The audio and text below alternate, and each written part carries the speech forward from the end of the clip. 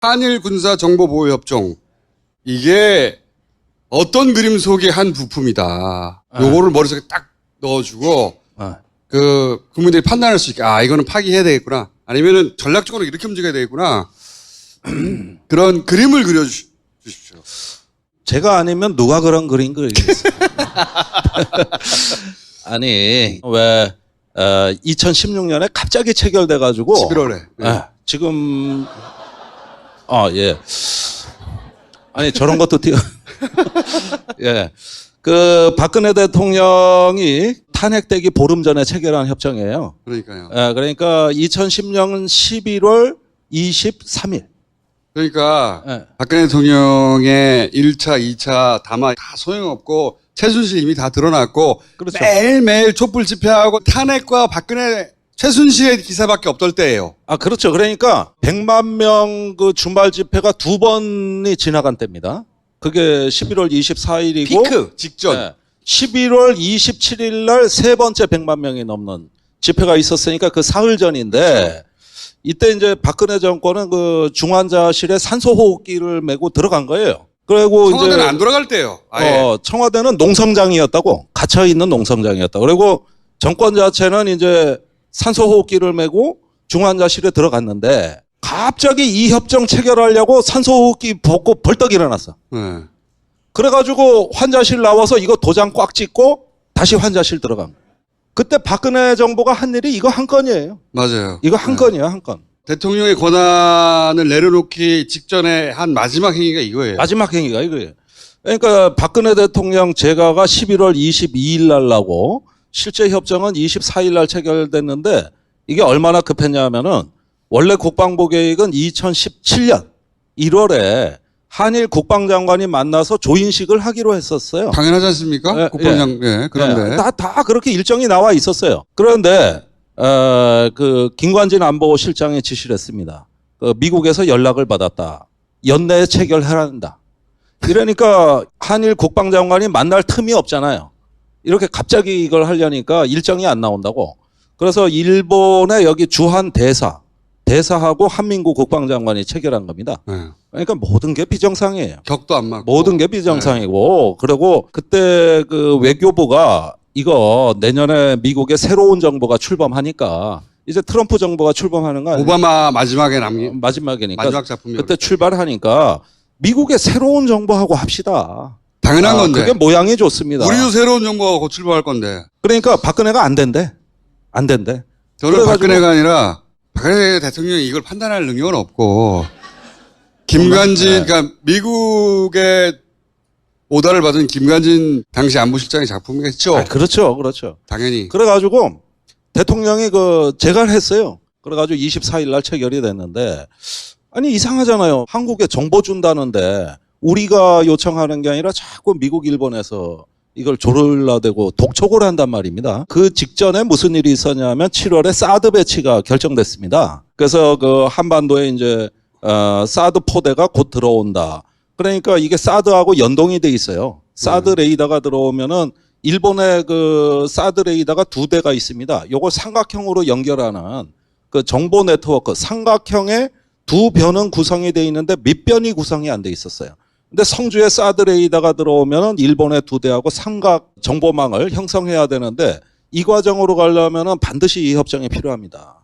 한일 간의 데이터를 공유할 수 있는 이런 약정이 꼭 체결돼야 돼요. 그러니까 7월에 사드 배치하고 9월에 아베가 박근혜 대통령을 만나서 직접 부탁합니다. 이것도 아베 작품입니다, 여러분. 이거 확실히 맞아요. 알아야 돼요. 아베가 박근혜 대통령한테 부탁을 한 거죠. 이게 더 거슬러 올라가면 인도 태평양 전략. 중국이 왜 잠깐만요, 의원님. 1대1로 있죠. 예, 중국의 1대1로. 그리고 저기 앞으로까지 간다고 하는 중국의 전략.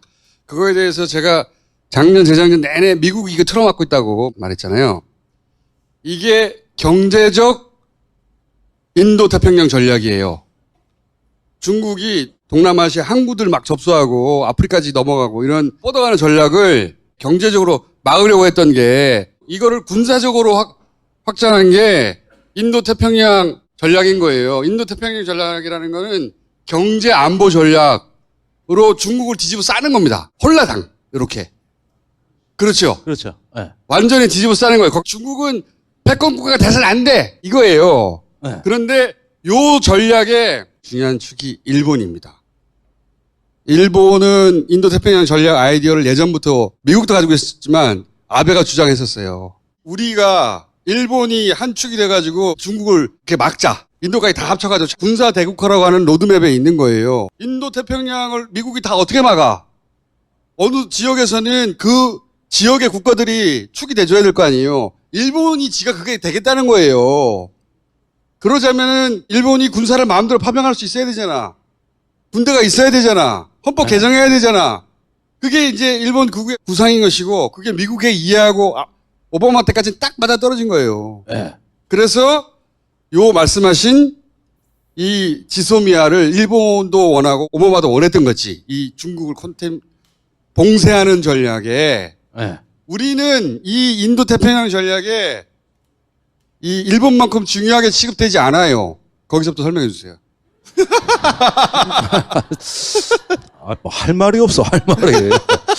저는 이 지소미아 정보보호협정이 미국이 한국과 일본을 강제 약혼식을 시킨 사건이라고 봅니다. 그렇죠. 이거는 이명박 정부 때부터 계속 체결해달라고 미국, 일본이 우리를 독촉했던 겁니다. 그런데 박근혜 정부 때 한일 관계가 안 좋았어요.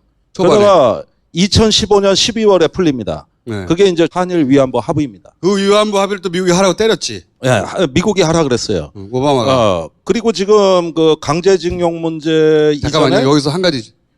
그럼 왜 받았을까? 얻는 게 있었을 거 아니야? 나는 그거 무기 리베이트 누군가 가져갔다고 봐요.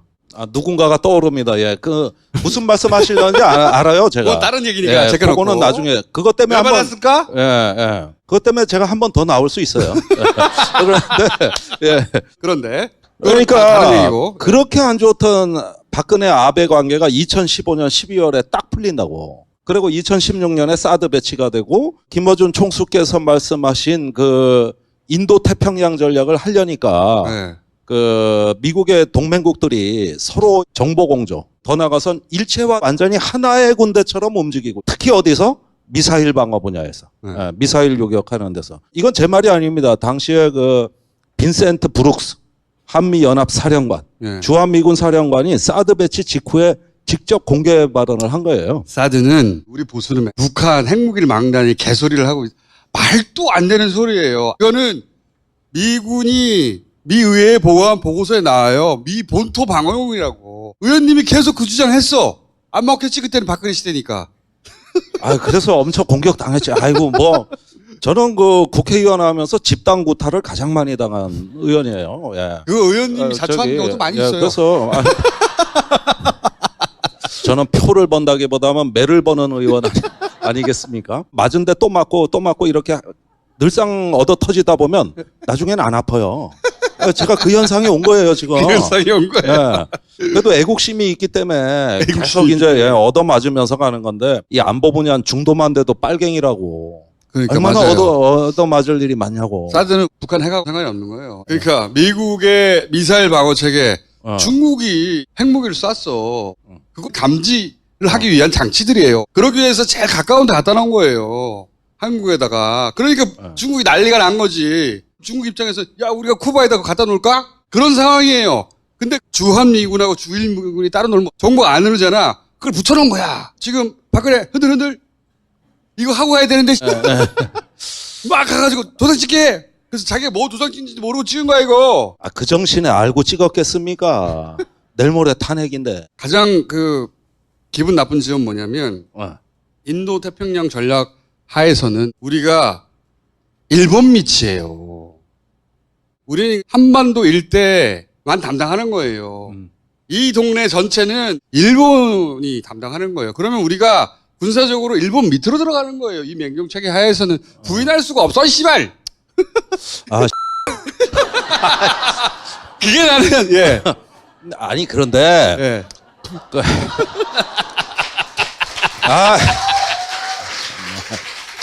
저도 말 좀 합시다. 저도 잠깐 기다려보세요. 그래서 문재인 대통령이 우리는 일본과 동맹이 아니라고 그러는 거예요. 그 말의 뜻이 그거예요. 이 체제 하에서는 우리가 일본 밑에 군사적으로 들어가는데 우리 동맹 아니라고 끄는 거예요, 이게. 그 말의 뜻은. 아, 씨발. 누가 아니래? 다 참. 다 맞아. 다 알겠습니다. 맞아. 다 맞아. 오늘 아주 머리털 빠지게. 나머지는 의원님이 채웠어요. 그러니까 일본이 아쉬운 게 이게요. 북한이 노동 미사일을 쏴요. 일본 타격용이에요. 한 1300km 간단 말이야. 그런데 수평선 넘어 존재합니다. 일본은. 그러면은 한참 미사일이 상승한 뒤에 탐지가 되는 겁니다. 그런데 상승하자마자 탐지하는 건 항상 한국이라고. 그러면은 일본은 그 미사일이 공중에 한참 뜨거나 아니면은 떨어질 때 하강 단계에서 탐지할 거 아니겠어요? 그러니까 이 정보를 우리한테 주겠다는 거예요. 그런데 우리 입장에서 그 정보는 지나가서 우리나라 다 땅에서는. 지나간 거, 예. 그런 정보고 북한이 쏜 정보를 제일 먼저 하는 거는 우리 정보란 말이죠. 이걸 이제 맞교환하자는 거거든요. 오늘 그 예비역장성들 성우에서 뭐라 그랬느냐? 예. 이 한일 군사정보보호협정은 우리 안보에 더 이익인데 이 협정을 왜 깨냐? 그 장성들을. 아, 누가 시켜서 나온 거야. 예. 실제 이 협정의 내용도 모르는 것 같아요. 아니 그렇다니까. 그러니까 이게 알면 할 수 없는 소리거든. 예. 우리가 일본한테 주는 정보는 일본 안보의 결정적 정보예요. 일본은 항상 북한 미사일 탐지하는데 실패한 나라예요. 맨날 가짜 뉴스 만들고 안 쐈는데 쐈다 그러고 쐈는데 쏜 거 모르고 있고 그래가지고 아베 총리가 의회에 가가지고 제일 후달리는 게 그래가지고 전쟁하겠어? 그 위기관리 하겠어? 근데 한국에 있는 동해 이지스함이나 우리 그 지상에 있는 그린파인 레이더나 이런 건 빨리빨리 잡거든요. 이게 지리적인 이점이 있단 말이야. 그러니까 그 정보를 달라는 거예요. 지금은 북한이 미사일 쏜 다음에 잠시 후에 만나서 북한의 미사일이 이렇게 쐈어 알려주니까 시간은 지체되지만 이게 시스템으로 연동되면 어떻게 되느냐. 우리가 일본의 조기경보 역할을 해주는 거예요. 미국의 입장에서 보자면 또 미국 대륙으로 날아오는 것을 그걸 빨리 알게 해주는 그렇죠. 거예요. 발사하고 날아가는 네. 걸 전부 다 가져가는 그렇죠. 거죠. 그런데 미사일은 시간입니다. 시간. 지금은 노란 봉투에 담아서 주고받는데 그 주한미군 계획은 뭐냐면은 같은 화면에 같은 데이터를 같이 그렇죠. 보자. 그러니까 네, 요걸 우리- 하기 위해서 하는 거니까 나중에 시스템으로 연동되면 어떻게 돼? 일본은 돈 한 푼 안 들이고 엄청난 이점을 얻어가는 거죠. 일본이 우리나라에 레이더를 박아놓은 거하고 똑같은 거예요. 그 역할을 우리가 해주는 거야. 왜 그래야 돼? 인도태평양 전략에 다 들어있는 거니까 미국은 하려고 그러죠. 일본도 이익이 되지. 우리는 이익이 없는데 도장을 찍어놨단 말이죠. 그런데 네. 뭐 소위 밀떡들이라고 하는 군사 전문가들 얘기는 제 말에 어떻게 반박을 하냐면 일본의 군사 위성이 6대가 있다. 네. 이 정찰 위성이다. 미국도 있다. 그러니까 수평선 떠오를 때 기다리지 않아도 다 본다. 네. 그 정보를 받을 수 있는 거 아니냐 이러는데 그렇지가 않아요. 이 군사 위성은요. 고도가 낮아요. 멀리 떠 있는 정지 위성이 아니에요. 이 한반도를 불과 5, 600km 높이로 쑥 지나간다고. 심지어 높이 떠 있다가 한반도 상공에서 내려와 이놈이. 그러니까 쭉 지나가면서 영상을 찍을 수 있는 시간이 불과 8분 내외입니다. 그러면 아무리 위성이 많아도 사각지대가 있어요. 북한이 미사일을 쐈는데 위성이 못 잡는 시간대에 쏘면은 못 잡습니다. 그러니까 일본이 북한 전문적인 미사일을 내용으로 못 잡는 거예요. 이거를 보완해 줄 수 있는 거는 지상 레이더밖에 없습니다. 이거는 지상 레이더. 이걸 일본이 갖고 싶은 거야. 이 정보는 결정적인 이거를- 거라고 이걸. 서로 말하고 싶어가지고. 아, 이거는 우리 합참한테 물어보면 돼. 당장 일본으로부터 중요한 정보를 받은 적 있습니까? 물어보셨을 거 아니에요. 국방부 장관 합참의장 다 물어봤지. 그러니까 의원님 아니, 그걸 할 수 그리고 있잖아요. 저 제대로 얘기 안 할까봐 국방부로 찾아가서 네. 장관하고 밥 먹으면서 얘기를 그렇게. 했죠. 최초 공개요, 진짜로. 최초. 그대로 말해드릴게요. 그대로 쓸만한 거 별로 받은 적이 없습니다. 아니 생각을 해봐. 이렇게 설명을 듣고 보면 그 쓸만한 정보가 있을 수가 없잖아요. 아니, 없다니까. 그 장관이 그랬고. 없고. 저기 합참에서도 의원님 똑같이 5분 내로 끝나주세요. 시간 다 됐어요. 그런데 누가 떠든 게 오늘 제가 이건 말씀드립니다. 우리가 쓸모 있는 걸 줄지언정 일본에서 받은 정보 돈 주고 사라면 안 산다. 누구 얘기냐? 합참의장 국방장관 얘기입니다. 거기서 그렇다는데. 최근에 인도 태평양 전략 보고서라는 걸 냈잖아요. 미국의 지난달에 국방부에서. 냈죠. 별 내용 없어. 돈 많이 내라. 진짜요. 아니, 내용이 없어요. 그냥 동맹국도 그 보고서 돈 많이 내용이 내라. 없어요. 예. 그런 내용하고 그거 왜 읽어보나 말라 나도 씨발. 하여튼 일본은 중요한 축으로 취급받아요. 그 안에서. 그걸 린치핀이라 그래, 린치핀. 네. 전체적으로 보면 일본은 이 인도 태평양 전역을 다 관여된 국가고 우리는 우리 동네만 하는 거예요. 우리가 일본과 군사 동맹이라고 말하는 순간 그 구조 아래 들어가는 거예요. 네. 그리고 그것은 일본 밑으로 들어가는 거야. 만약에 아니 우리가 지수미 아, 잠깐! 예. 아니, 내가 할 말을 왜 다 귀하가 하냐고. 아, 진짜. 무슨 말 할지 모르니까 빨리 말해버리는 거야. 아, 진짜. 아이, 됐어. 아이. 다시 불러요. 다시 불러. 예, 시간 다 됐어, 저기 지금. 자, 아니 1분 남았네 아직. 여기까지가 이제 배경 지식이고 배경조식. 이 협정은 그래서 연장해야 됩니까 말아야 됩니까? 아, 나 말하라고? 그렇죠. 예. 일본이 우리를 신뢰할 수 없는 국가라 그랬잖아요. 백색 국가에서 제외하는 이유가 안보적인 문제라 그랬잖아요. 그러니까 안보상 문제가 있는 국가라고 우리를 얘기했는데 이 지소미아는 유지하면서 정보는 계속 가져가겠다는 입장입니다. 그 백색 국가 지정한 8월 2일 날 저 일본 방위성이 우리 국방부 들어와서 또 정보 받아갔어요. 그리고 어제 저기 미사일 발사했잖아요. 이거 네. 최초 공개인데 어제도 받아갔어요. 그러니까 그러는 사이에 아베는 저 문재인 대통령 못 믿을 사람, 일본의 외무차관은 문재인 대통령 보고 인신공격하고 있는 그 순간에도 정보 달라고 왔어. 아무 그러니까 일 없었다는 듯이 계약서대로 와가지고 하라는 다 거지. 받아갔어요. 우리 국방부 지금도 계속 주고 있어요. 계속. 그러니까 안보상 못 믿을 국가라고 해놓고 못 믿을 국가의 정보는 필요하다 이거예요. 예. 제가 이거 생각하면은 진짜 그러지 않아도 요즘 머리가 빠져 걱정인데. 그렇게 풍성하지는 않으셨잖아요 옛날부터. 예. 대통령이라면 이게 어떻게 결정하시겠어요? 아니 제가 대통령이라면은 정보를 드리고 싶은데 못 믿겠다 그러니까 이 정보도 믿으실 수 없을 건데 각자 제 갈 길 갑시다. 아니 우리가 무슨 안보 아니면은- 우방국이 아니라는데 그러면은 간단해요. 연장 못 하겠다고 통보하면은 소멸돼요. 그걸로 끝이에요. 절차도 간단해. 너무 간편해. 전화 한 통이면 돼. 그걸로 끝. 나 같으면은 그럼 네. 자위대 지휘권을 주든가. 자위대 조율. 일본의 발상은 중간에 미군이 끼지만 결국은 이 지역에서는 일본이 우리 군대를 지휘하는 발상인 거예요. 절대 그렇게 될 리는 없지만. 일본이 진짜 두려워하는 건 합친 한반도를 진짜 두려워해요. 얘네는. 아, 그렇죠. 야, 이번에 트럼프가 판문점에서 김정은 위원장 만난다 그러니까 저기 아베가 트럼프를 만나서 만나지 마라 그랬거든요. 아예 노골적으로 주문했고 또 저 육자회담 옛날에 깨질 때도 일본이 약속했던 그 중요를 안 줘서 깨진 거예요. 하여간 이 한반도 잘 되는 꼴을 못 봅니다. 이게 계속 고춧가루 뿌려대고 있죠. 계속. IMF 계속. 총알 발사한 것도 일본이에요. 아, 그렇죠. 그러니까 그런 점에서 이제 일본의 새로운 어떤 그 침략적 본성이 드러나기 시작했다. 그걸 우리가 다 겪고 이 수모와 모멸감을 받고도 군사 정보가 빠져나가는 나라. 그러면서도 속 없이 줘야 되는 나라. 이건 뭔가 단단히 엮인 겁니다. 걸려든 거예요. 지금이라도 그 매듭을 끊으면 됩니다. 아무 문제 없어요. 전화 한 통이면 됩니다. 왜 못합니까? 됐죠? 자, 의원님. 예. 다음 시간에는 왜 했을까? 여기 얘기를 좀 해보죠. 아, 왜 했을까? 예. 아니, 하도 많이 떠드니까 뭐 내가. 왜 했을까? 왜 했을까? 네. 네. 아니, 저는 알겠습니다. 그래서 일본과 이 군사적 종속 관계가 아닌 구조가 전제되거나 아니면 대단한 대가를 자위대를 지휘권을 우리가 가지지 않을까? 대단한 상응 대가를 얻지 않는 한 머리를 숙일 필요가 없다. 우리 이 지역에서 굉장히 중요한 전력이에요. 굉장히 잘 훈련된 전력이고 대체할 수도 없어요. 굉장히 중요한 카드인 걸 스스로 알아야 돼. 대단한 나라가 됐어. 군사적으로도 그렇고 경제적으로 그렇고. 예. 그래서 문재인 대통령이 자신 있게 동맹 아니라고 말하는 거예요. 왜 우리가 그렇게 들어가냐고. 들어갈 이유가 없어. 근데 그 양반이 어떻게 결정할지 모르겠네.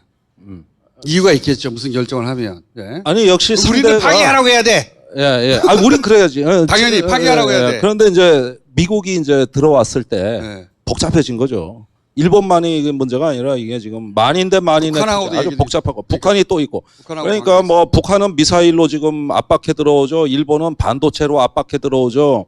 남과 북에서 동시에 시작된 이 복합적인 그 위기 국면은 트럼프는 이게 저기 이상한 사람이죠. 트럼프 더 센 거 갖고 온 겁니다. 그러니까 솔직히 저도 걱정이 됩니다. 이게 어디로 가려고 일하는 것이냐. 정말 이게 복합적인 도대체 판단이 어디냐. 이제는 지정하기 말을 하고 있어요. 이때 정말 정신 바싹 차려야 됩니다. 이 저성장 시대에 각자 도생하면서 우리를 이제 제물로 삼겠다는 이거는 이제 우리가 정신 바싹 차리고. 일본은 굉장한 불안을 느껴요. 그들이 만약에 이웃과 사이좋게 지낸다 이런 생각을 하는 사람들이라면 남북 경제 막 커지면 우리도 같이 해가지고 우리도 다 먹고 살고 이런 생각을 하면 상관이 없는데 일본의 극우는 그게 아니거든. 이게 군사력으로 보이고 힘의 우열로만 보이기 때문에 족속이 그렇잖아. 극우의 발상과 족속이 너무 불안한 거예요 지금. 남북이 막 잘 되고 있고 막 트럼프 항상 일본 편이었는데 미국은 아니거든. 네. 요즘은 아니거든. 트럼프는 아니거든. 트럼프는 자기 편이야. 아니야.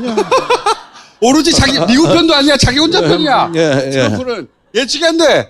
예. 예측이 안 돼. 예. 그러니까 이런 사람이 막 북한하고 한다 그러고 예. 어떻게든 방해하고 싶은데 전통의 방법으로 방해가 안 되네? 그렇지. 그러니까 일본이 불안해서 저러는 거예요. 그러는 거예요. 우리가 냉정 침착하면 이깁니다. 위대한 장수는 클라우제비치가 그랬어요. 혼란 속에서도 긴장 속에서도 천재성을 발휘하는 거다. 그리고 지금 냉정 침착해야 그러니까 침착하게 버티면 예, 이길 수 있습니다, 여러분. 아베가 저랑 개가 왜 짖습니까? 무서워서 짖는 거예요. 예. 불안하니까 짖는 거예요. 일본 입국은 안 되시겠네. 예. 일본 정권 바뀌기 전까지는 입국 안 되실 것 같아요. 네. 아, 그렇게 됩니까? 감수해야죠. 예. 고맙습니다. 여기까지 하겠습니다. 네.